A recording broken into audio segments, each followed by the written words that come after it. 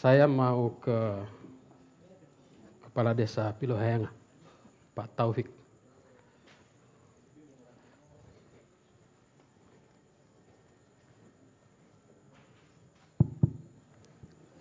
Baik, terima kasih. Ya, silakan Pak. Terima kasih Pak Hadi, yang kami hormati seluruh narasumber, Bapak Ibu yang hadir pada malam hari ini. Dari kami terkait dengan PT Harvest ini, sebenarnya kita tahu itu dari curhatan perorangan yang terkena PHK. Namun benar pada saat masa COVID itu di tahun 2020, kalau tidak salah masuk pada masa Lebaran, sebelum puasa, ada sudah beberapa karyawan Harvest yang menceritakan apa yang terjadi di PT Harvest, terutama yang dari karyawan yang di dalam. Namun saya kaget pada tahun 2021, ada beberapa masyarakat kami yang curhat, ayah kita ini sudah tidak kerja lagi di Harvest, sehingga kita butuh pekerjaan yang lain. Nah, ini yang menjadi prihatin kami. Namun kami pula perlu mempertanyakan hal tersebut pada PT Harvest.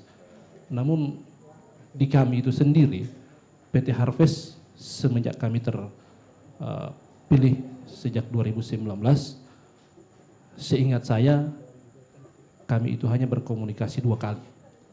Tahun 2019 soal karena kami menjadi kepala sekolah kepala desa yang terpilih.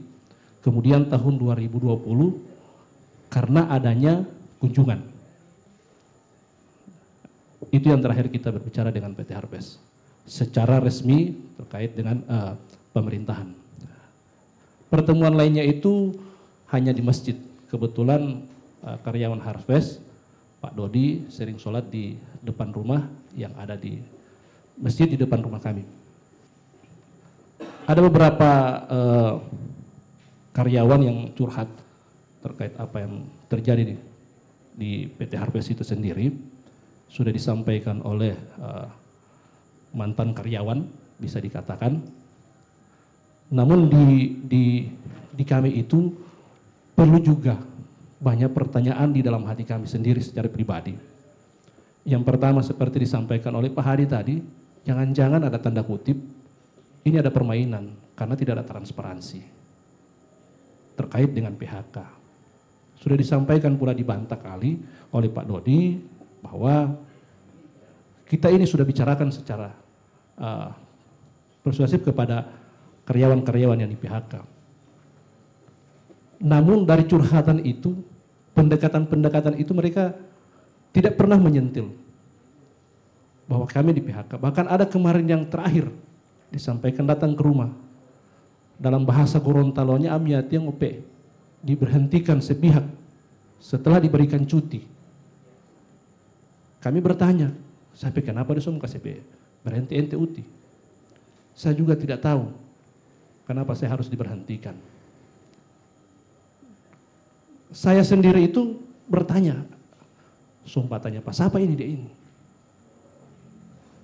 Karena komunikasi antara kami pemerintah desa dengan PT Harvest itu sendiri, sejak tahun 2020 itu terakhir ada kunjungan itu sudah tidak ada lagi komunikasi. Kecuali bicara-bicara biasa di dalam masjid. Dan saya membatasi diri saya ketika di dalam masjid saya tidak akan membicarakan tentang pemerintahan. Itu memang jadi komitmen saya. Nah, ini saya berharap kepada PT Harvest itu sendiri, tolong disampaikan secara terbuka kepada masyarakat kami yang ada yang menjadi karyawan di situ.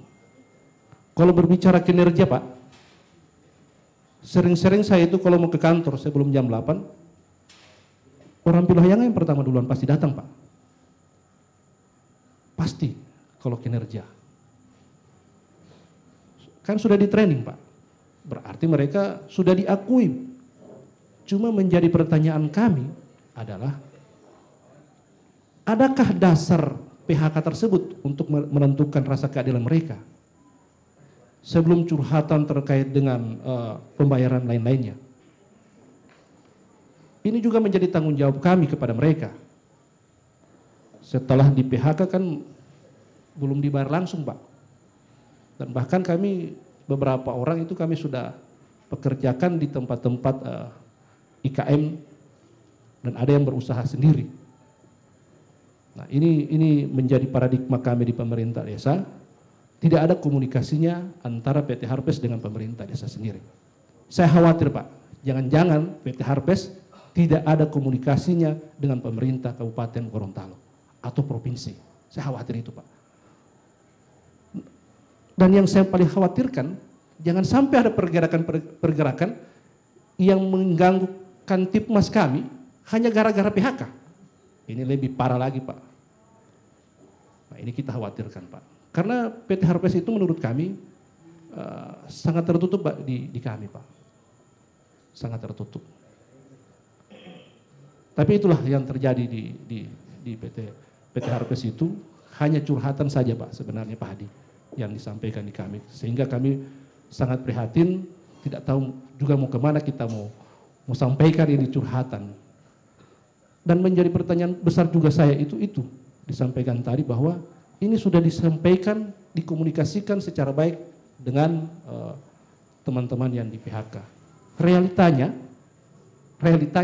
yang saya tanyakan ke mereka, terakhir saya mau datang ke sini, ente tahu ente ini dia mau kasih keluar. Waktu dia kasih keluar, saya tidak tahu apa sampai kesalahan. Dan saya tidak ada pertemuan lagi.